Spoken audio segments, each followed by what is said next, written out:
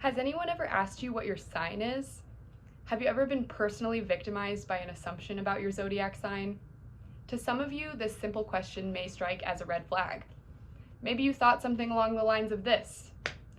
Astrology girls will straight up hit you with their car and say, "Whoops, LOL, it's because I'm a Capri Sun."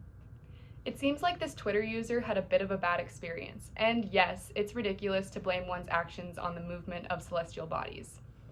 However, astrology is not just an idea that came out of the sky. Okay, maybe it is. But the stereotype that the practice simply helps people to evade personal responsibility is kind of a slap in the face to our ancestors, who for thousands of years before us looked up to the night sky with wonder. Through my general interest and research in astrology, I have learned that the practice is much more widespread than it may seem. In fact, many famous and successful people hire astrologers to analyze their possible life trajectories and plan decisions accordingly. Some listed in an article by Anya Greer are Lady Gaga, Beyoncé, Princess Diana, Ronald Reagan, and Napoleon. JP Morgan himself once said, "Millionaires don't need astrologers, but billionaires do." So apparently Wall Street stockbrokers are taking hints from the cosmos too. Today I will be talking about the origins of astrology, how it developed into daily horoscopes, and lastly I will explain what a birth chart is and how to read it. Let's start by rewinding the clock about 25,000 years. Imagine you're a human living in ancient Mesopotamia. You're a simple person, you cultivate the land, you bow down to your king. It's an alright life. Days and months aren't really a thing yet though, and you're thinking, there's gotta be a better way to track the weather and grow these crops real good. You start to write down your observations on some bones, and before you know it, boom, you just invented astrology. So it began as a way to track the seasons and weather, but as time moved on and human problems became more complex, so did astrology.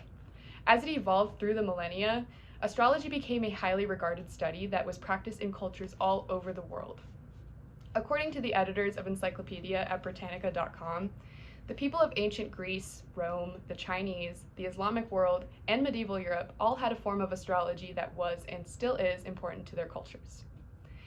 Now that we have a basis for where the idea of stars affecting our personalities even came from, we can break down the current stereotypes that are so prevalent in our society. The modern interpretation that most people are familiar with is an extremely simplified version of the many different forms of practice from around the world. You may have thought, there's no way one sign determines who I am. I have my own personal experiences. You can't put me into a box. And you would be correct. The idea that you only have one sign is called sun sign astrology, which has no basis in the cultural practices I described. It was popularized in the early 20th century in order to fill a newspaper column. Your sun sign is what you know to be your zodiac sign. So for example, I am a Taurus sun sign, which means that the position of the sun at the time I was born was in the constellation of Taurus. At the time, astrology had been heavily discredited through the Age of Enlightenment and the study of astronomy. People still found comfort in the small messages from the newspaper columns that were actually very random and vague. It didn't pull information from the age-old practices and left out an array of crucial information that provide more context and insight to the possibilities of one's life. The sun sign is only one part of a whole system that is unique to every person. Astrology is deeply rooted in human culture as we've continued to wonder what insights the stars hold. In the age of technology and information, this practice has been reduced to an oversimplified version that can be fed to us in small doses every single day, hence daily horoscopes.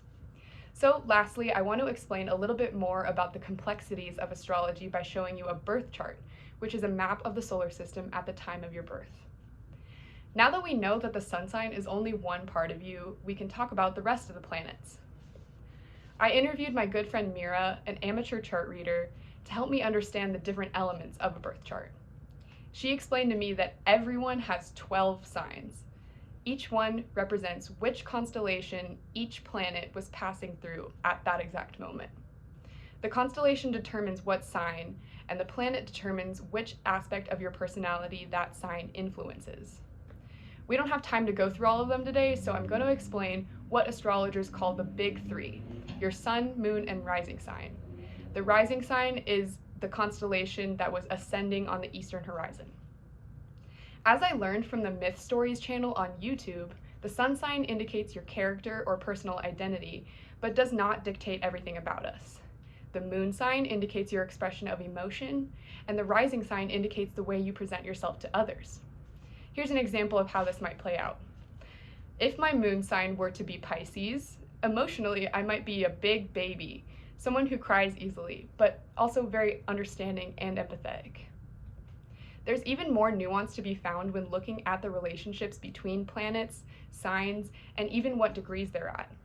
Astrology can be as deep or shallow as you want it to be, and the further you dive into it, the more there is to learn. All in all, studying astrology is a fun way to explore an ancient tradition, while maybe even learning some things about yourself that you couldn't quite pinpoint before. I'm not saying that you should go look up your birth chart to figure out why you crashed your car or why your fish died, but it's something that a lot of people find useful and comforting.